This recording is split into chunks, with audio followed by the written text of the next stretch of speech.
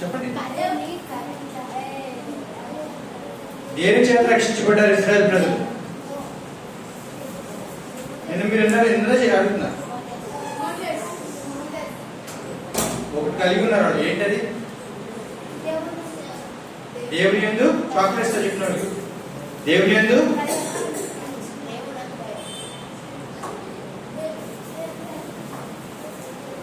దేవుని యందు ఎవరు చెప్పారు? మనం ఎలా రక్షించబడతాం? దేవుని యందు విశ్వాసం ఇస్తే రక్షించబడతాం. కాబట్టి మోషే ఏం చేశాడు? ఎర్ర సముద్రం ఏమైంది? ఒకరు చెప్పండి.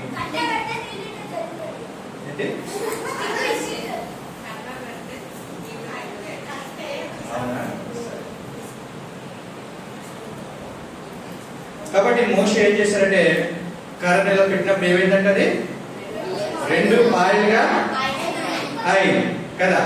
అంటే మోషే ఇశ్రాయేలు ప్రజలను దేవుడు ఇశ్రాయేలు ప్రజల్ని విడిపించడానికి ఏం చేశారంటే సముద్రాన్ని ఏం చేశారంట 2 పాయలుగా చేస్తూ వచ్చారు. ఇశ్రాయేలు ప్రజలు విడిపించడానికి సముద్రాన్ని పాయలుగా చేశారు. మరి మనల్ని విడిపించడానికి దేవుడు ఏం చేశారు?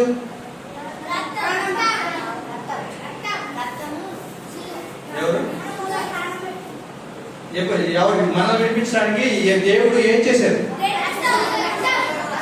యేసుక్రీస్తు ప్రభువు యొక్క రక్తం ద్వారా మనం ఏం చేశారైనా విడిపించారు. ఎలా అయితే సముద్రం 2 పాయలుగా విడిపోయిందో యేసు ప్రభువు యొక్క దేహం కూడా సిలువలో ఏమైంది? నలగొట్టబడింది. రెండోది ఏం చేశారు? ఆయన్ని ఏం చేశారు? కొడుతూ వచ్చారు ఆయన. ఇంకోటి ఏం చేశారు? ముళ్ళ కిరీటం పెడుతూ వచ్చారు. కాబట్టి ఇశ్రాయేలు ప్రజలు ఆ యొక్క సముద్రాన్ని దాటడాన్ని బట్టి వాళ్ళు విమోచన పొందుతూ వచ్చారు. కాబట్టి మనల్ని ప్రభు యేసు ప్రభు వారు ఎలా విమోచించారు అంటే సిలువలో తన ప్రాణాన్ని పెట్టడాన్ని బట్టి మనల్ని విమోచన విడుదల కలిగింది. కాబట్టి ఇప్పుడు ఈరోజు విడిపించిన తర్వాత ఇశ్రాయేలు ప్రజలు ఎలా ఉన్నారు? వాళ్ళు వచ్చేసారు కదా. ఎక్కడి నుంచి వచ్చారు వాళ్ళు? ఎక్కడి నుంచి వచ్చారు ఇశ్రాయేలు ప్రజలు? ఎక్కడి నుంచి? ఐగుప్తు నుంచి విడిపించాక ఇశ్రాయేలు ప్రజలు ఎలా ఉన్నారంటే మాట్లాడకూడదు, ఇలా చూడాలి. ఇలా ఐగుప్తు నుంచి విడిపించిన తర్వాత ఇశ్రాయేలు ప్రజలు ఎలా ఉన్నారంటే సణుగుకుంటూ ఉన్నారు. ఎలా ఉన్నారు? సణుకోవడం ఏంటో తెలుసా? సణుకోవడం అంటే మీ మమ్మీ ఏదైనా కూర చేస్తుంది అనుకో, ఉప్పు లేకపోతే ఏమంటారు దాన్ని? చీ ఎలా ఉందంటే ఉప్పు లేదంటారు కదా. కారం ఎక్కువైతే కారం ఎక్కువైపోయింది అంటారు. ఏదైనా డ్రెస్ కొన్నారు మీ మమ్మీ, మీరు ఏమంటారు? మీకు నచ్చకపోతే ఏమంటారు? చీ మా మమ్మీ ఇలా డ్రెస్ కొంది అని చెప్పేసి మీరు ఏం చేస్తారు? కంప్లైంట్ చేస్తారు కదా. దాన్ని ఏమంటారంటే సణుగుకుంట అంటారు. కాబట్టి ఇశ్రాయేలు ప్రజలు కూడా ఎలా ఉన్నారట? వాళ్ళు ఏం చేశారంటే విడిపించాక సణుకున్నారు. కాబట్టి దేవుడు వాళ్ళని పరీక్షించాడు. దేవుడు ఏం చేశారంట? మీకు టెస్ట్ తెలుసా? మీరు టెస్ట్ ఉంటుంది కదా, స్కూల్ టెస్ట్, క్లాస్ టెస్ట్ ఉంటాయి కదా, టెస్ట్ పెడతారు కదా. అది ఎందుకోసం పెడతారు? మీరు ఎలా చదువుతున్నారో, బాగా చదువుతున్నారా, చదవట్లేదా అని తెలుసుకోవడం కొరకే ఏం చేస్తారు? టెస్ట్ పెడతారు. టెస్ట్ పెట్టిన బట్టి నీకు మార్కులు బాగా వచ్చినాకో నువ్వు దాన్ని బట్టి ఏమని అర్థం చేసుకోవాలి? బాగా చదివాడని అర్థం. మార్కులు రాలేదనుకో ఏమని అర్థం చేసుకోవాలి? బాగా చదవలేదని. కాబట్టి దేవుడు కూడా ఇశ్రాయేలు ప్రజలు విడిపించినప్పుడు వాళ్ళు బాగున్నారా బాగాలేదా? వాళ్ళు ఏం చేస్తూ వచ్చారంటే సణుకోవడం, విసుక్కోవడం అవన్నీ చేస్తూ వచ్చారు. కాబట్టి ఇక్కడ చూసుకున్నట్లయితే ఇశ్రాయేలు ప్రజల్ని విడిపించాడు. విడిపించిన తర్వాత వాళ్ళు ఒక ప్లేస్కి వచ్చారు. ఆ ప్లేస్ పేరు ఏమిటంటే ఏ పేరు అంటే మారా. ఏంటంటే మారా అంటే ఏంటి చెప్తారా ఎవరన్నా? ఎవరు మారా అంటే చెప్పండి. ఎవరో ఒకరు raise your hand. Tell first you only.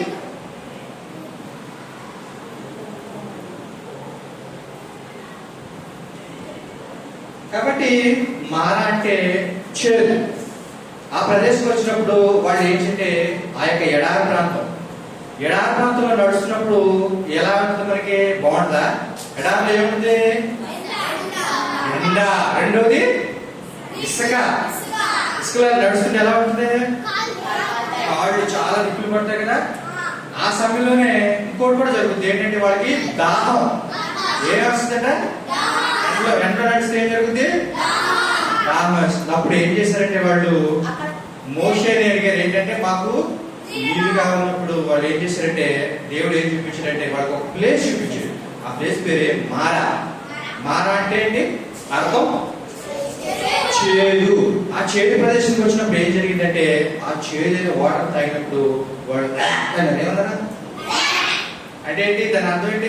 బాగుంటే బాగుందంట, బాగాకుంటే తాగరు కదా. అప్పుడు ఇశ్రాయేలు ప్రజలు ఏం చేశారంటే మోషే మీద సడుక్కున్నారు. ఇక్కడ చూడండి, ఒక పిక్చర్ మీకు చూపిస్తా. ఈ పిక్చర్ లో వీళ్ళు ఎవరు అంటే ఇశ్రాయేలు ప్రజలు. ఇది వాటర్. దేవుడు వాళ్ళకి అక్కడ మానకు వచ్చినప్పుడు ఆ వాటర్ అందుకున్నప్పుడు వాళ్ళు ఏం చేశారంటే ఈ వాటర్ దగ్గరికి వచ్చి ఈ వాటర్ తాగినప్పుడు ఈ చూడండి చూసారా? ఫోటోలో కనిపిస్తుందా మీకు? కాబట్టి వాళ్ళు ఏంటంటే ఆ ప్రదేశానికి వచ్చినప్పుడు వాళ్ళు సడుక్కుంటూ వచ్చారు. కాబట్టి మన జీవితంలో కూడా మనం ఎవరు తల్లిదండ్రుల మీద లేకపోతే మీ చదువు చెప్పే గురువుల మీద మనం ఏం చేయాలంటే సడుక్కోకూడదు. మనం కలిగి ఉన్న దాంతో ఏం చేయాలి? తృప్తి కలిగి ఉండాలి. ఎలా ఉండాలంటే మనం కలిగి ఉన్న దాంతో తృప్తి కలిగి ఉండాలి. అంటే ఇక్కడ ఒక పిక్చర్ కూడా చూపిస్తాను చూడండి. ఈ బాబు ఏం చేస్తారంటే ఈ బాబుకి ఆహారం ఉంది, ఒక బనానా ఉంది, ఇంకేముంది ఇక్కడ చూడండి, ఇక్కడ ఫుడ్ ఉంది. ఈ ఫుడ్ ఏం చేస్తాడు ఈ బాబు? ఎలా తింటాడు? నా ఎక్స్ప్రెషన్ ఎలా తింటాడు? నవ్వుతూ తింటున్నాడు. కానీ ఇశ్రాయేలు ప్రజలు అలా లేదు. దేవుడు వాళ్ళకి వాటర్ ఇచ్చినప్పటికీ కూడా మాకు ఇంకా ఈ వాటర్ సరిగ్గా లేదు బట్టి వాళ్ళు ఏం చేశారంటే దేవుడి మీద సణుక్కున్నారు. మన యొక్క జీవితంలో సణుగుడు అనేది ఉండకూడదు. అంటే God has tested them but they are failed. అంటే వాటర్ లేనప్పుడు, మంచి వాటర్ ఇవ్వనప్పుడు వాళ్ళు ఎలా ప్రవర్తిస్తున్నారు, వాళ్ళ యొక్క పరిస్థితి ఎలా ఉంది అని చూస్తున్నప్పుడు వాళ్ళు ఏం చేస్తూ వచ్చారంటే సణుకుంటూ వచ్చారు. కానీ దేవుడు ఈ ఎడారిలో మనకి వాటర్ ఇచ్చాడు కదా చాలు అని చెప్పేసి వాళ్ళు గ్రాటిట్యూడ్ కలిగి లేరు, అంటే కృతజ్ఞత కలిగి లేదు. కాబట్టి ఇక్కడ ఈ బాబు ఏం చేస్తానంటే అందుకే అవసరమైనవి దేవుడు నాకు దయచేయను అని చెప్పేసి చాలా సంతోషంగా తీసుకుంటాడు. God gives me what I need అని ఇంగ్లీష్లో కూడా ఉంచుకోండి కావచ్చు. కాబట్టి మన జీవితంలో మనం కలిగిన దాంట్లో ఏం చేయాలి? సాటిస్ఫై కలిగి ఉండాలి, ఓకేనా?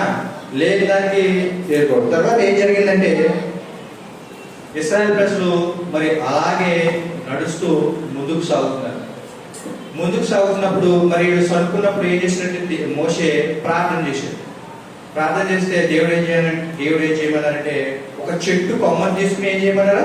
ఏం చేయాలట? చెట్టు కొమ్మ తెలుసా? బ్రాంచ్ తెలుసా అంటే తెలుసా మీకు? చెట్టు కొమ్మని తీసుకుని ఏం చేయమన్నారు దేవుడు అంటే నీళ్ళలో ఎక్కడేమన్నారా? నీళ్ళలో వేసినప్పుడు ఏం జరుగుతుంది? వర్డ్స్ చెప్పండి. నీళ్ళలో వేసినప్పుడు ఏమవుతుంది? కాబట్టి నీళ్ళలో అంటే దేవుడు దేని వాడుకుంటాడు? నీళ్ళలో ఆ యొక్క చేతులు తీయడానికి ఆ యొక్క కొమ్మని మనం వాడుకున్నప్పుడు ఏమైంది? ఆ నీళ్లు తీయగా మధురంగా అంటే దేవుడికి సమస్తము, ఇక్కడ చూడండి నాకు చూడండి, దేవుడికి సమస్తము సాధ్యమే. ఇక్కడ దేవుడు ఏం చేశారంటే ఆ యొక్క కొమ్మని ఏమైనప్పుడు వేశారు, అందులో ఏమైందంటే ఆ నీరు తీయగా అయిపోయింది. కాబట్టి దేవుడు దేన్నైనా వాడుకుంటాడు. కొమ్మను వాడుకున్నాడు. తర్వాత ఇంకోటి ఇంకా దేవుడు దేని వాడుకున్నాడు చెప్పండి బైబిల్లో? మీకు తెలిసిందే. ఫస్ట్ నీటిలో కొమ్మ వేసినప్పుడు కొమ్మను వాడుకున్నాడు. నెక్స్ట్ దేని వాడుకున్నాడు బైబిల్లో? గాడిదని ఏం చేశాడట? గాడిని వాడుకున్నాడా లేదా? కాబట్టి గాడిదని కూడా దేవుడు ఏం చేశాడట? వాడుకున్నాడు. అంటే దేవుడికి సమస్తాన్ని వాడుకుంటాడే. కాబట్టి ఇక్కడికి వచ్చారు కదా, అంటే మిమ్మల్ని కూడా దేవుడు ఏం చేస్తాడు? వాడుకుంటాడు. మీరు ఏం చేయాలంటే దేవుడికి విధేయత చూపించాలి. ఏం చూపించాలి? ఎవరిని వాడుకుంటారు దేవుడు అంటే ఎవరైతే చెప్పిన మాట వింటారో వాళ్ళనే. ఇప్పుడు చూడండి, మీ స్కూల్లో కానీ మీ ఇంట్లో కానీ ఏదైనా పని చెప్పినప్పుడు మీరు ఏం చేస్తారంటే వింటున్నారు మాట. మాట్లాడుతున్నప్పుడు మాట్లాడకుండా ఉంటారు, వెళ్ళదున్నప్పుడు ఎక్కడ బయటికి వెళ్ళకుండా ఉంటారు. అప్పుడు ఏం చేస్తారంటే ఎవరు చెప్తారు పని? వినేవాడికి చెప్తారా వినేవాడికి చెప్తారా? వినేవాడికి కదా పని చెప్తారు. అలాగే దేవుడు కూడా ఎవరైతే తనకి లోబడుతున్నారో, ఎవరైతే దేవుని మాట వింటున్నారో, ఎవరైతే దేవుని మాటకి విధేయత చూపిస్తున్నారో దేవుడు వాళ్ళని వాడుకుంటారు. కాబట్టి మోషేతో దేవుడు ఏం చెప్పారంటే కొమ్మని నరికి ఎక్కడ ఏమన్నారు? నీటిలో ఏమన్నారు. కానీ మోషే ఏదైనా ప్రభువా ఈ కొమ్మని నీటిలో పంచదార వేస్తే తీగా అవుతుంది, కానీ నీటిలో కొమ్మనిస్తే వాటర్ తీగా అవుతుందని చెప్పి అడిగాడా దేవుడిని? అడిగాడు. అంటే ఏంటంటే దేవుడు చెప్పాడు, చేశాడు. చేసినప్పుడు ఏం జరిగింది అక్కడ? నువ్వు కూడా దేవుని మాట విన్నావుకో నీ జీవితం కూడా చాలా చక్కగా ఉంటుందన్నమాట. నువ్వు చదువుకున్నా, లేకపోతే జాబ్లో వెళ్ళినా, లేకపోతే నువ్వు ఎక్కడ ఉన్నప్పటికీ కూడా నువ్వు దేవుని మాట వింటూ, దేవుని మందిరానికి క్రమంగా వస్తూ, దేవుని వాక్యాన్ని చదువుతూ, ప్రార్థన చేసుకుంటూ దేవుని వాక్యం ప్రకారంగా నడుచుకోవాలి. అంటే దేవుని వాక్యం ప్రకారంగా జీవించాలి. అప్పుడు కూడా నీ జీవితం ఎలా ఉంటుంది? చాలా మధురంగా ఉంటుంది అన్నమాట. కాబట్టి ఇక్కడ ఏం జరిగిందంటే కొమ్మ వేసినప్పుడు కొమ్మ వేశారు. ఈ కొమ్మ దేనికి సాదృశ్యంగా ఉందంటే సిలువకు సాదృశ్యంగా ఉంది. దేనికి సాదృశ్యం? సిలువకు సాదృశ్యంగా ఉంది. సిలువ అంటే ఏంటో చెప్పండి పిల్లలు. సిలువ ఎలా ఉంటుంది? ఓకే, సిలువ దేనికి ఉపయోగిస్తారు అసలు చెప్పాలి. చెప్పండి, మీరు చేసి చెప్తున్నారు. సిలువ ఎందుకు అసలు?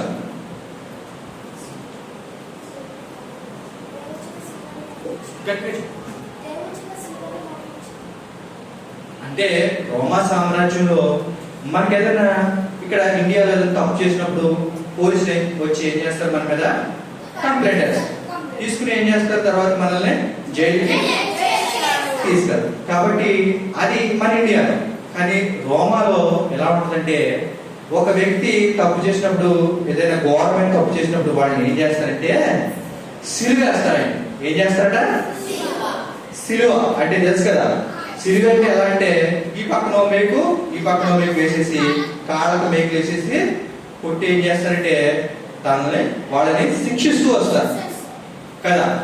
అలాగే యేసు ప్రభు వారు కూడా ఏం చేశారంటే మన కొరకు ఏం చేశారైనా మన పాపముల నిమిత్తమై, మన అపరాధం నిమిత్తమై, మా అతిక్రమణ నిమిత్తమై, మన అవిధేయత నిమిత్తం ఆయన ఏం చేశారని ఏం చేశారు? సిలువ వేశారు. కాబట్టి ఈ సిలువ ఈ యొక్క చెట్టు కొమ్మ దేనికి సాదృశ్యంగా ఉందంటే సిలువకు సాదృశ్యంగా ఉంది. యేసు ప్రభువును కూడా మన కొరకే ఆయన ఏం చేశాడు? సిలువ వేయబడుతూ వచ్చారు. కాబట్టి ఆ సిలువ ఆ యొక్క మోషే ఏ విధంగా విధేయత చూపించాడో ఆ కొమ్మని అందరూ వేశారు. వేసినప్పుడు అవి మధురంగా మారి తర్వాత అక్కడి నుంచి వాళ్ళు ఎక్కడికి వచ్చారంటే అక్కడ బయలుదేరి మళ్ళీ ఏలీంకి వచ్చారు. ఎక్కడికి వచ్చారు? ఏలీం. మన ప్రార్థన, మన మందిరం పేరేంటి? ఏలీము ప్రార్థనా మందిరం. ఓకేనా? కాబట్టి వాళ్ళు ఏలీంలో ఏముందంటే అక్కడ అంటే ఏమని చెప్పండి? 70 ఏమంటే నీట్ అంటే ఆ వాటర్ పాండ్స్ ఉంటాయి. వాటర్ పాండ్స్ అంటే ఏమిటి ఖర్జూరపు 12 ఖర్జూరపు చెట్లు ఉంటాయి. అర్థమైందా? అంటే ఏలుగులో ఏముందంటే వాటర్ ఉంది, చెప్పాలి. ఏలుగులో ఏముంది? వాటర్ ఉంది. రెండోది ఏముంది? ఖర్జూరపు చెట్టు. అలాగే మందిరంలో ఏముండదంటే వాక్యం ఉండదు. పిల్లలు మీరు అందరూ కూడా ఏం చేయాలంటే మీ ఆకలి తీరాలన్నా మీకు సాటిస్ఫాక్షన్ ఉండాలంటే ఎక్కడికి రావాలి? ఏలీంకి రావాలి. కాబట్టి వాళ్ళు ఎక్కడికి వచ్చారు? ఇశ్రాయేలు ప్రజలు ఆ చేదైతే మధురంగా మార్చారు కదా. ఆ మార్చినప్పుడు అక్కడి నుంచి మళ్ళీ ఇక్కడ ఎక్కడికి వచ్చారంటే వాళ్ళు ఏలీంకి వస్తూ వచ్చారు. అంటే ఏలీం అంటే దేవుని, చెప్పాలి. ఏలీం అంటే ఏంటి? దేవుని మందిరం. దేవుని మందిరంలో ఏముంది? వాటర్ ఉంది. అక్కడ ప్రజలకు వచ్చినప్పుడు ఏముందంటే 70 ఆ యొక్క వాటర్ ఫాంట్స్ ఉన్నాయి. ఇంకేమున్నాయి? వాళ్ళకి ఖర్జూరపు చెట్లు ఉన్నాయి అక్కడ. కాబట్టి ఖర్జూర చెట్లు తినడానికి, వాటర్ ఏం చేస్తారంటే తాగడానికి. కాబట్టి ఇక్కడ మనం ఏలీంకి రావాలి, మందిరానికి రావాలి. సండేస్ ఎక్కడికి వెళ్తున్నారు మీరు చెప్పండి? అందరూ వెళ్తున్నారా? చెప్పండి. ఎవరెవరు చర్చికి వెళ్తారో వాళ్ళందరూ చర్చ్ చేస్తారు. Very good. ఎవరైతే వెళ్ళట్లేదో వాడికి నుంచి ఏం చేయాలంట? ఏలీంకి రావాలి. కాబట్టి ఏలీంకి వచ్చారు. మళ్ళీ అక్కడి నుంచి వాళ్ళు ఎక్కడికి వెళ్ళారంటే సీను అరణ్యం వెళ్ళారు. ఎక్కడికి వెళ్ళారు? అరణ్యం అంటే తెలుసా మీకు? తెలుసా? అడవి అంటే తెలుసా? అడవి ఏముంటే అడవిలో? ఏమిటి? జంతువులా? జంతువులా? ఓకే. నెక్స్ట్ ఇంకా ఇంకా అడవిలో ఏమిటి అంటే మీరు చెప్పినట్లుగా పాములు, చెట్లు. అంటే అడవి మళ్ళా ఇలా ఉన్నదన్నమాట, పీస్ఫుల్ గా. కాబట్టి ఆ అరణ్యంలో వాళ్ళు ఏం చేశారంటే నడుస్తూ ముందుకు వెళ్తున్నారు. మళ్ళీ నడుస్తూ ముందుకు వచ్చినప్పుడు చూడండి, నాయకు చూడండి.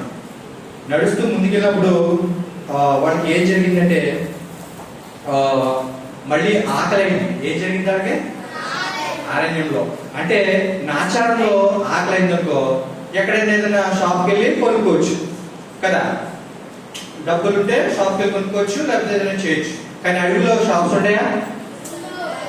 ఏదైనా మనకి ఏదైనా తీసుకోవడానికి, కొనుక్కోవడానికి ఏమైనా ఉంటాయా? ఉండకపోయేటప్పటికి వాళ్ళు ఏం చేస్తారంటే ఇశ్రాయేలు ప్రజలు మళ్ళీ సరుకున్నారు. ఏం చేశారు? ఏం చేశారు? మళ్ళీ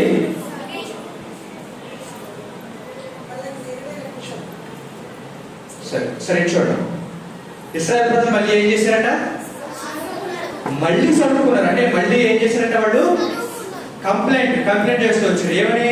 మాకు ఈ అడవిలో ఏం లేదు, ఆహారం లేదు.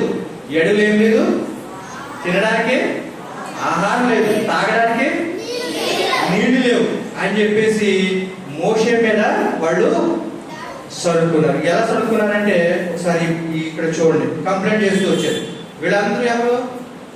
వీళ్ళందరూ ఇశ్రాయేలు ప్రజలు. వీళ్ళు ఎవరు? మోషే, ఆహారం.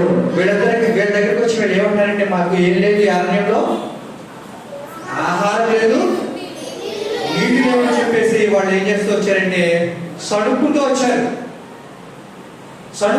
అంటే సడుకున్నప్పుడు ఏం జరిగిందంటే ఇద్దరు ఒకసారి సడుకున్నారు. ఫస్ట్ టైం ఎప్పుడు సడుకున్నారు చెప్పండి?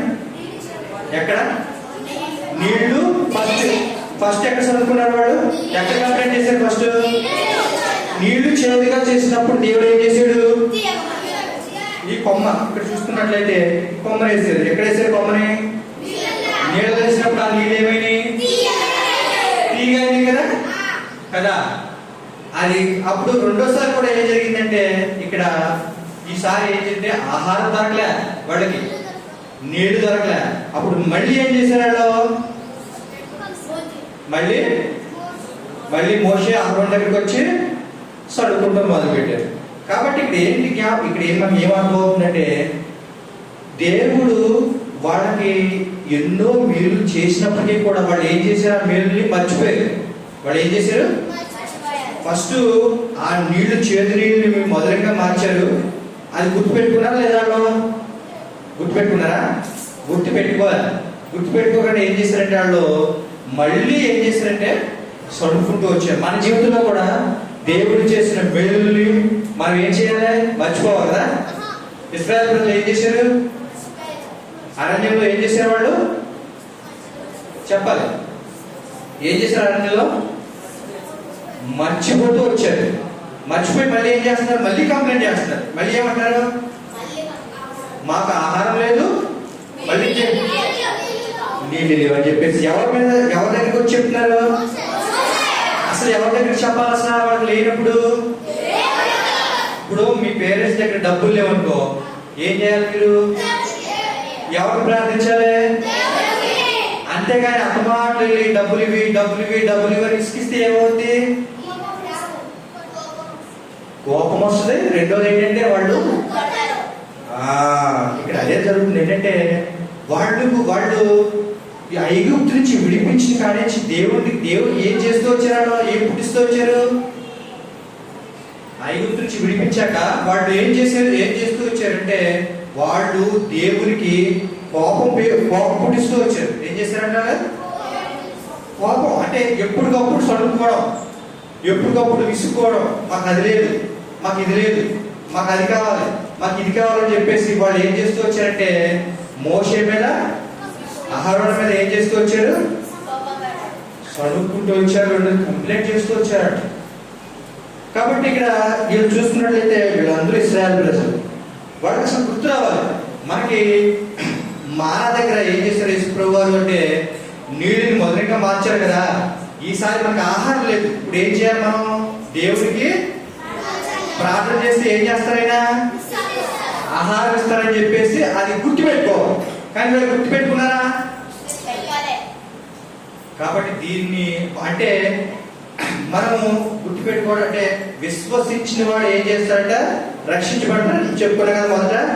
అంటే వీళ్ళు ఏం లేదు దేవుడి మీద, ఏం లేదు వీళ్ళకి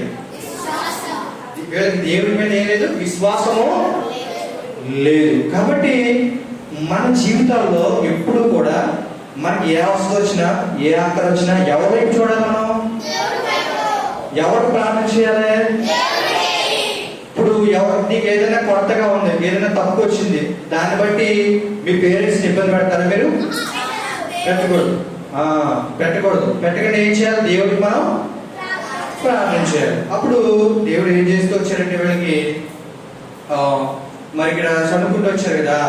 దేవుడు ఎప్పుడైనా సరే ప్రేమ గల దేవుడు. ఏంటంట ఆయన ఏం చేస్తారు? ఎప్పుడు ఎలా ఉంటారైనా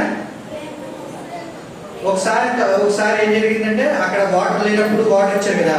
వీళ్ళు మళ్ళీ చదువుకుంటారు. మళ్ళీ చదువుకుంటారని బట్టి దేవుడు కోపగించుకున్నాడంటే కోపగించుకోలేదు. వాడికి ఏం చేస్తూ వచ్చారంటే ఆకాశం నుంచి ఏం కురిపిస్తూ వచ్చారంటే ఎవరు? Very good. ఆకాశం నుంచి అంటే దేవుడికి వాళ్ళు మోషే ఏం చేశారంటే ప్రార్థిస్తూ వచ్చారు. ప్రభువా ఈ యొక్క ఇశ్రాయేలు ప్రజలందరూ కూడా ఏం చేస్తారంటే నా మీద చదువుకుంటున్నారు, వణుకుంటున్నారు అని చెప్పి ప్రార్థన చేసినప్పుడు వాళ్ళు దేవుడు ఏం చేస్తూ వచ్చారంటే వాళ్ళకి ఏం చేస్తారంటే ఆకాశం నుంచి ఏం కురిపించబడింది? మన్నా. చెప్పండి అందరూ. మన్నా. ఆకాశం నుంచి మన్నా. యేసుప్రభు వారు ఎక్కడి నుంచి వచ్చారు? ఎక్కడి నుంచి వచ్చారు యేసుప్రభు వారు?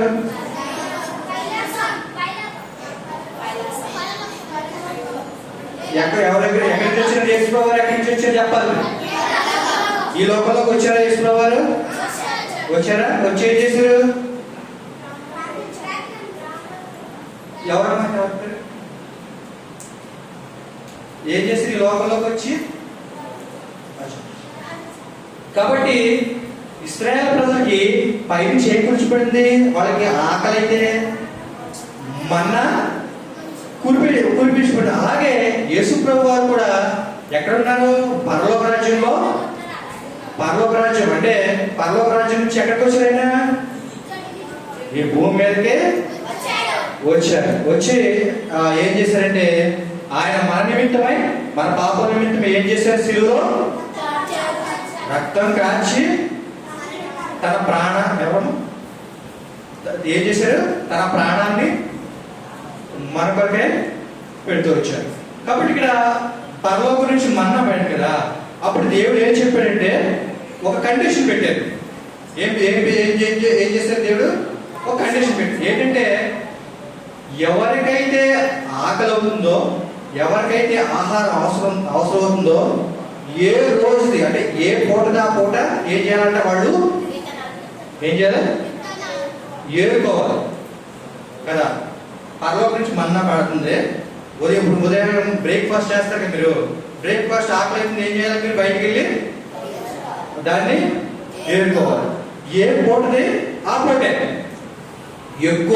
ఎక్కువ ముందుకోకూడదు, అలా అని చెప్పేసి తక్కువ కూడా ఉంచుకోకూడదు. కానీ ఇశ్రాయేల్ ప్రజలు ఏం చేస్తూ వచ్చారంటే, వాళ్ళు నైట్ డిన్నర్ అయిపోయిన తర్వాత వాళ్ళు ఎక్కువ సమకూర్చుకుని రేపు పొద్దున్న తిందామని చెప్పేసి ఏం చేశారు? వాళ్ళు దాచుకుంటూ వచ్చారు కదా. ఈరోజు భోజనం రేపు పొద్దున్న చేస్తే మీకు ఎలా ఉంటుంది? బాగుంటుందా? ఎలా ఉంటుంది? ఈ రోజు రేపు పొద్దున్న తింటే మీ మమ్మీ ఈ రోజు ఉంటుంది, రేపు పొద్దున్న పెడితే ఎలా ఉంటుంది? ఎలా ఉంటుంది చెప్పండి? బాగుంటుందా? ఫ్రెష్గా చాలా బాగుంటుంది కదా. ఇక్కడ అదే జరిగింది. ఈ మన్నాని వాళ్ళు ఎక్కువ దేవుడు ఏం చెప్పాడంటే, ఏ రోజుది ఆ రోజే, ఏ పూట ఆ పూటే ఎరుకుని మీరు మన్నారే తినాలి. కానీ వీళ్ళు ఏం చేస్తూ వచ్చారంటే ఎక్కువ సమకూర్చేస్తున్నారు, సమకూర్చి దాచేసుకున్నారు. దాచుకున్నప్పుడు వాళ్ళు తెల్లారి లేచి చూసినప్పుడు వాసన, ఏదైతే ఎక్కువ దాచుకున్నారో వాళ్ళకి ఏం జరిగిందంటే, ఏ కొద్ది ఆహారం ఎలా ఉందంట? స్మెల్, బ్యాడ్ స్మెల్ వచ్చేసింది, పాడైపోయింది. కాబట్టి ఇక్కడ ఇశ్రాయేలు ప్రజలు దేవుడి మాట విన్నారా? దేవుడు ఏం చెప్పారు? నువ్వు లేదు చెప్పు. ఎప్పుడుది ఎక్కువ ఉంచుకుంటే ఏమవుతుంది? ఖరాబ్ అవుతుందా? Very good. కాబట్టి వీళ్ళు ఏం చేస్తూ వచ్చినట్టు ఇశ్రాయేలు ప్రజలు ఎక్కువ కూర్చున్నారు. దేవుడు ఎందుకు అలాగే ఏ పూట ఆ పూటే ఎందుకు చేసుకోమన్నాడు చెప్పండి? ఎప్పుడు అప్పుడే ఎందుకు సమకూర్చుకోమన్నారో చెప్పండి? దాని ప్రకారం ఎందుకు అలా చెప్పారు?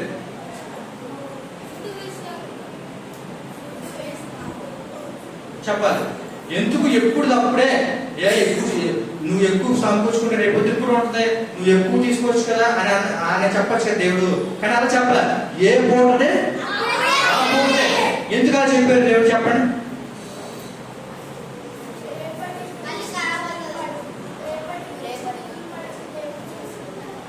అంటే ఇక్కడ ఏం జరిగిందంటే చూడండి, దేవుడి యొక్క ఉద్దేశం ఏంటంటే నీవు ఎప్పుడు కూడా దేవుడి మీద ఆధారపడాలి. ఉదాహరణకు చెప్తాను చూడండి, నాకు ఎక్కువ డబ్బులు ఉన్నాయి, అప్పుడు నేను దేవుడి దగ్గరికి వస్తాను. నేను ఏం చేస్తాను? నాకు పెద్ద జాబ్ ఉంది అని చెప్తున్నాను, ఒక ఎక్కువ శాలరీ వస్తుంది నాకు. అప్పుడు నేను ఏం చేస్తానంటే నా జాబ్లో ఎప్పుడు చూసి ఏం చేస్తాను? నేను దేవుడి మందిరానికి వస్తానా? రానందుకు నాకు టైం ఉంటుందా? ఉండదు. లేకపోతే నేనేం చేస్తాను? ఆ డబ్బులతో బయటికి వెళ్ళి నా ఇష్టం వచ్చినట్టు కొనుక్కుంటాను, ఆడు తిరుగుతాను, ఇటు తిరుగుతాను. కానీ దేవుడి దగ్గరికి రాదు. అందుకే దేవుడు ఏం చేస్తాడంటే he wants to depend, God wants to depend on him. అంటే దేవుడు మనం తన మీద ఆధారపడాలి.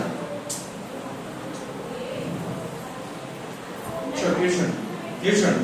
కాబట్టి ఎందుకు దేవుడు ఎంత కావాలంటే అంతే సమకూర్చుకోమనంటే, నువ్వు దినదినము కూడా ఆయన మీద ఏం చేయాలి? డిపెండ్ అవ్వాలి, ఆధారపడాలి. ఎలా ఆధారపడతావు అంటే దినదినం దేవుడి వాక్యాన్ని చదవడం ద్వారా, ప్రార్థన ద్వారా, దేవుడి మందిరానికి వచ్చిన ద్వారా, వీటన్నిటి ద్వారా ఏం జరుగుతుందంటే నువ్వు ఏం చేస్తావు? దేవుడి మీద ఆధారపడతావు. నీకు అన్నీ ఉన్నాయి, నీకు ఏది కొదవలేదు. అప్పుడు నువ్వు దేవుడి దగ్గరికి వస్తావా? ఏం లేకపోయింది సరే రావు. ఎందుకు వస్తావు? నువ్వు ఇక్కడ వస్తావని చెప్పినా సరే రేపు పొద్దున్న ఏం చేస్తావంటే అలా. కాబట్టి దేవుడు మీద ఆధారపడడం కొరకే వాళ్ళు ఏమన్నారంటే ఏ పూట దాపోటే, ఎప్పుడు తప్పుడే. అందుకే మన జీవితంలో కొన్ని కొరతలున్నా, కొన్ని అవసరాలున్నా మనం దేవుడి మీద సడుకోకూడదు. ఎందుకంటే దేవుడు మనకి ఏది అవసరమో దేవుడు నీకు ఏం అవసరం అని చెప్పు. నీకు ఏది అవసరం? మీకు తల్లిదండ్రులు అవసరమా లేదా? ఎవరు ఇచ్చారు? నిజమా? నమ్ముతున్నారు? నిజమా? కాబట్టి ఎవరు నీకు దేవుడు, నీకు తల్లిదండ్రులు అవసరం కాబట్టి దేవుడు ఇచ్చాడు. నువ్వు ఈ భూమి మీద బతకాలంటే ఏం కావాలి? నీకు దేవుడు ఇస్తున్నాడా లేదా? ఇంకా ఇంకా ఏం కావాలి? ఇస్తాడా లేదా దేవుడు? మరి ఇంకేం వస్తున్నాడు? అది అయిపోయింది. నెక్స్ట్ గాలి పీల్చుకోవడం. గాలి ఎలా గాలి ఏం పీల్చుకుంటున్నావు? అంటే ఈ లోకంలో నీకు ఏది అవసరం అంటే దేవుడు చెప్పేది ఏంటంటే ఏది అవసరమో అవన్నీ కూడా దేవుడు నీకు ఇస్తున్నాడు. అందుకే ఇశ్రాయేలు ప్రజలకి దేవుడు ఏం చెప్పారంటే I know what you want. The only thing what you should do, you should depend on me. If you depend on me, నువ్వు నా మీద ఆధారపడినప్పుడు I can provide you whatever you want. అంటే దేవుడికి మనకి ఏది కావాలో, ఏది అవసరం ఉందో అవన్నీ వచ్చాయి. ఆఖరికి ఆయన ప్రాణాలు కూడా మన కొరకే. ఎందుకు ప్రాణం ఇవ్వకపోతే ఏం జరుగుతుంది? చూడండి ఇక్కడ ఇశ్రాయేలు ప్రజలు ఏం చేస్తారు ఇక్కడ చూడండి. ఏమిటి? ఆహారాన్ని ఏరుకుంటున్నారు. ఏరుకు ఏం చేయాలట? వాడి తినాలి, ఏకూడదు అంటారు. కాబట్టి దేవుడు ప్రతి అవసరం అక్కడ తీరుస్తారు. Should depend upon God. అందుకే ఆయన ప్రాణాన్ని కూడా మన కొరకే ఏం చేశారు? ఆయన అర్పిస్తూ వచ్చారు. కాబట్టి యేసు ప్రభువు వారు ఈ లోకంలోకి ఎందుకు వచ్చారు చెప్పండి? చెప్పండి. మీరు చేసే పాపాలు చెప్పండి. కొన్ని ఉదాహరణగా మీరు చేసే పాపం ఏంటి?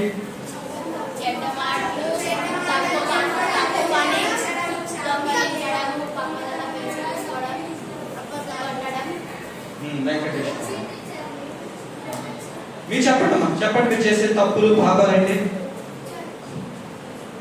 ఇప్పుడు మీ టీచర్ హోంవర్క్ చేయమని చెప్పింది. హోంవర్క్ చేయకపోతే రేపు పొద్దున్న మిమ్మల్ని పనిష్ చేస్తారని చెప్పింది. మీకు తెలుసు ఏమవుతుంది? హోంవర్క్ చేయకపోతే మీకు తెలుసు. కానీ తెలిసినప్పటికీ కూడా నువ్వు ఏం చేసావు? హోంవర్క్ చేసావంటే చేయలేదు. చేయకపోతే ఏం జరుగుతుంది? పడతారు కదా. అలాగే మనకి దేవుడు మన పాపం నిమిత్తమే మనకి ఏం పడుతుందంటే నరక శిక్ష ఉంటుంది. ఎక్కడుంది నరకం? ఎక్కడుంది నరకం? మనకేంటి? మన పాపాన్ని బట్టి మనకి ఏమవుతుంది? ఏమొస్తుందంటే నరకం వస్తుంది. అందుకే యేసు ప్రభు మీద దినదినము అంటే నువ్వు ఈ లోకంలో ఉన్నందులో కూడా దేవుడి మీద ఆధారపడాలి. ఆయన కృప కొరకై ప్రార్థించాలి. ఎందుకంటే ఆ యొక్క నరకానికి శిక్ష ఏముందంటే అక్కడ అగ్ని ఆరదు. అగ్ని అంటే మీరు చిన్నది ఏదైనా వేడి చేసి ఇలా పెట్టారు అబ్బా అంటారు కదా. కానీ ఆ నరకం పాపంతో మనం ఉన్నప్పుడు, పాపంతో చనిపోతే ఒక భయంకరమైన నరకం ఉంది మనకి. ఆ నరకంలో అగ్ని ఆదు, పురుగు చావదు. అందుకే ఆ నరకం నుంచి తప్పించడానికి యేసు ప్రభువు వారు ఎక్కడికి వచ్చారు? ఈ లోకంలోకి వచ్చి ఎలా చనిపోయారు? ఆయన చెప్పాలి. నేను చెప్పాను ఇందాక అన్ని విషయాలు. ఎలా చనిపోయారు? ఆయన ఏం చేశారు? ఏం చేస్తూ వచ్చారు? ఆయన ఏం చేస్తూ వచ్చారు? సిలువేస్తూ వచ్చారు. సిలువ ఆయన ఏం చేస్తూ వచ్చారు? మళ్ళీ ఏం చేస్తారు? బళ్ళెం తీసుకుని ఏం చేస్తారు? ఆయన్ని బళ్ళెం అంటే షార్ప్ ఉంటుంది, దాన్ని చేసి పొడుస్తూ వచ్చారు. పొడిచినప్పుడు ఏం కాదు అందులో వచ్చి అర్థమైందా? అందుకే ఆయన మన కొరకే ఏం చేస్తూ వచ్చాడు? రక్తం కాస్తూ. ఉదాహరణకి నన్ను జైల్లో పెట్టారు అనుకుందాం. నేను ఏదో తప్పు చేశాను, నన్ను జైల్లో పెట్టారు. జడ్జి ఏమన్నాడంటే 10 lakhs పే చేసి వితిన్ 5 days లో నన్ను రిలీజ్ చేయమన్నారు. ఒక 10 lakhs ఎవరిని పే చేస్తే నన్ను రిలీజ్ చేయొచ్చు. కానీ నా దగ్గర ఏం లేదు, మనీ, డబ్బు లేదు. అప్పుడు ఎవరో చూసి నన్ను చూసి ఏం చేశారంటే వాళ్ళు తెచ్చి ఆ 10 lakhs కట్టి నన్ను ఏం చేస్తూ వచ్చారు? వచ్చారు. అప్పుడు నేను ఎలా విడిపించబడ్డాను? ఫ్రీగా విడిపించబడ్డానా లేకపోతే డబ్బులు ఇచ్చానా? నేను ఇచ్చానా? నేను ఫ్రీగా విడిపించాను కదా. అలాగే యేసు ప్రభు వారు మన్న ఎలా అయితే కిందకి పడిందో, యేసు ప్రభు వారు కూడా ఎలా వచ్చారు ఈ లోకంలోకి? పైనుంచి కింద పడి ఏం చేస్తూ వచ్చారంటే నా నిమిత్తమై మనందరి నిమిత్తమై ఏం చేస్తారు? సిలువలో తన రక్తాన్ని కారుస్తూ వచ్చారు. అర్థమైందా? అంటే యేసు రక్తము ప్రతి పాపం నుండి మనల్ని ఏం చేస్తుందని ఉంది బైబిల్లో? పవిత్రులుగా మరి చెప్పండి. యేసు రక్తము చెప్పాలి. యేసు రక్తము మనల్ని ప్రతి పాపం నుండి విడిపించును అని చెప్తుంది. అంటే ఆయన రక్తాన్ని మన కొరకే ఇచ్చి మనల్ని ఏం చేస్తూ వచ్చారు? ఆయన ఐగుప్తుల్ని ఎలా అయితే మోషేని విడిపించాడో, కాబట్టి అదేనా ఐగుప్తులు ఎలా విడిపించాడు దేవుడు? ఆ యొక్క బానిసత్వాన్ని నుంచి విడిపిస్తూ వచ్చాడు కదా. అలాగే ఇటు చూడాలి, చూడాలి. అలాగే మన పాపం అనే బానిసత్వం మనం ఎలా దేని బానిసలుగా ఉన్నాం? ఇటు చూడాలి వెంకటేష్. మనం కూడా దేని బానిసలుగా ఉన్నాం? పాపానికి బానిసలుగా ఉన్నాం. అప్పుడు ఏం చేస్తూ వచ్చాడు? యేసు రక్తాన్ని ఇచ్చి ఆయన ఈ లోకంలోకి వచ్చి మన నిమిత్తమై, మన పాపం నిమిత్తమై ఆయన శిలువలో ఏం చేస్తూ వచ్చాడు? రక్తం కార్చి తన ప్రాణాన్ని ఏం చేస్తూ వచ్చారు? ఆయన చెప్పు. ఇంకా రక్తం కాల్చారు. ఓకే, రక్తం కాల్చి సరిపోతుందా? మన కొరకై తన ప్రాణాన్ని పెడుతూ వచ్చాడు. అది ఎలా పెట్టాడు? ఉచితంగా కదా. నన్ను ఎవరో చేంజ్ చేశారని నన్ను ఎలా చూపించారో? ఫ్రీ. 10 lakhs వాళ్ళు పే చేసి నన్ను నా మీద జాలిపడి నన్ను ప్రేమించి ఏం చేసేవాడు? 10 lakhs పే. అలాగే మనం ఉచితంగా. కాబట్టి మనం కూడా యేసు ప్రభుని ఏం చేయాలి? ప్రభువా నన్ను రక్షించు, నన్ను కాపాడు, ప్రభువా నన్ను పాపం నుంచి విడిపించు, నన్ను నరకం నుంచి తప్పించని మనం ఏం చేయాలి? మనం ఎల్లప్పుడూ ప్రార్థన చేయాలి. రెండోది ఏంటంటే ఇశ్రాయేలు ప్రజలు లోబడ్డారు. మీరు లోబడ్డారా? తీర్మానం చేసుకోవాలి. లోబడతారా మీరు? వాళ్ళు ఏం చేయాలి? లోబడ్డారు ఇశ్రాయేలు ప్రజలు. వాళ్ళు సనుక్కున్నారు, వణుక్కున్నారు, ఫిర్యాదు చేస్తూ వచ్చారు. మీరు ఎలా ఉంటారు పిల్లలు? మనం ఏం చేయాలి? లోబడాలి, వినాలి. ఎవరైతే మందిరానికి వస్తున్నారు వాళ్ళు దే ఆర్ వెరీ గుడ్. ఎవరైతే మందిరానికి ఇంకా రాకుండా ఏం చేయాలంటే సండే ఇశ్రాయేలు ప్రజలు ఎక్కడికి వచ్చారు? ఏలీముకు. ఎక్కడికి వచ్చారు ఇశ్రాయేలు ప్రజలు? ఏలీముకు వచ్చారు. అలాగే మనం కూడా ఎక్కడికి వెళ్ళాలి? ఏలీము అంటే ఏంటి? దేవుని మందిరం. మరి మనం కూడా ఎక్కడికి రావాలి? దేవుని మందిరానికి వచ్చినట్లయితే దేవుడు మనల్ని కాపాడుతాడు. దేవుడు మనల్ని ఏం చేస్తాడంటే ఆ నరక శిక్ష నుంచి మనల్ని ఏం చేస్తాడైనా తప్పిస్తూ వస్తాడు. కాబట్టి అటు రీతిగా ఉన్నట్టు మనం ప్రార్థించాలి. ఈరోజు కంఠవాక్యం ఏమో చదివారు సార్ చెప్పండి. కంఠవాక్యం చెప్పాలి. లెక్స్ చెప్పండి. చెప్పిన చాక్లెట్స్ రావాలి. ఎవరైనా లేకు నవ్వుకో అమ్మ.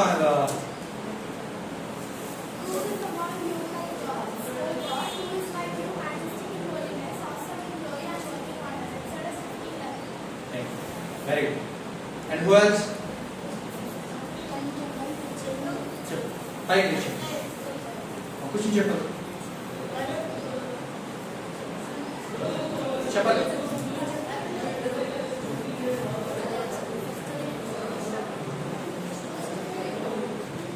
చెప్పాలి కదా.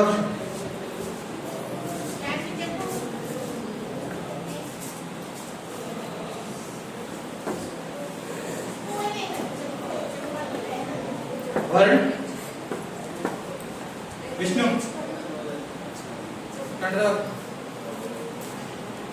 ఇంకెవరు? రోజు తన చేసి చెప్తుంది. మీరేం చెప్పరా? ఇప్పుడే కదా రోజు.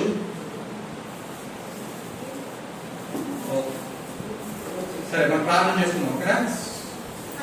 So before that I want to ask few questions. ఇశ్రాయేలు ప్రజలు ఎక్కడి నుంచి విడిపించబడ్డారు? విడిపించబడి వాళ్ళు ఏం చేస్తూ వచ్చారు? విడిపించిన తర్వాత కొడుకున్న చదువుకున్నారు. తర్వాత దేవుడు ఏం చేస్తూ వచ్చాడు వాళ్ళ వరకు?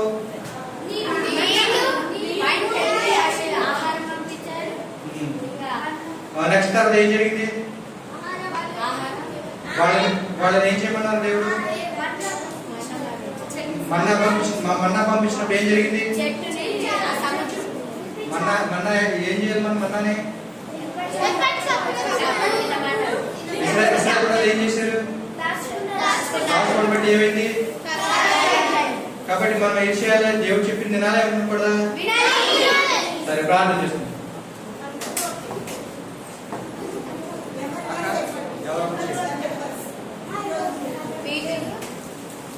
మెమరీ వర్స్ ఉంది.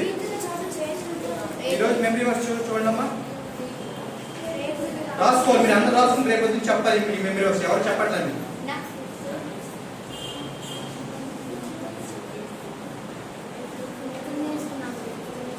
కండదవాడు రాసుకున్నాడు. పిలిపిలి రాసిన పత్రిక 2:15 రాసుకున్నారు. సడుగులను సంశయములను మారి సమస్త కార్యములు చేయుడి. చెప్పండి, సడుగులను సంశయములను మారి సమస్త కార్యములను చేయుడి. మరి చెప్పండి, సడుగులను సంశయములను మారి సమస్త కార్యములు చేయుడి. పిలిపి 2:15 రాసుకున్నారు. పిలిపి 2:15. సరే అక్క ప్రార్థించండి.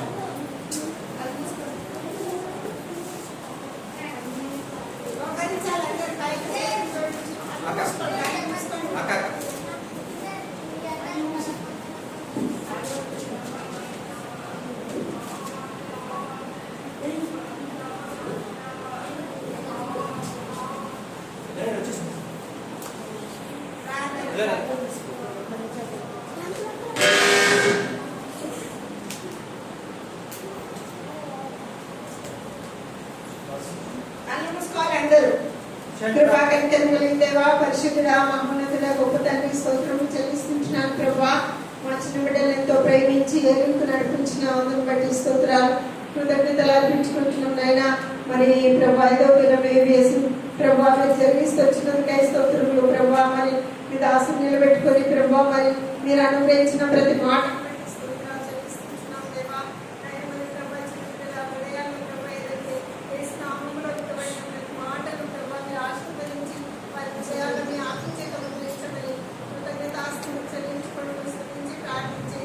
నామంలో అడిగి వేడుకుంటున్నాను తండ్రి.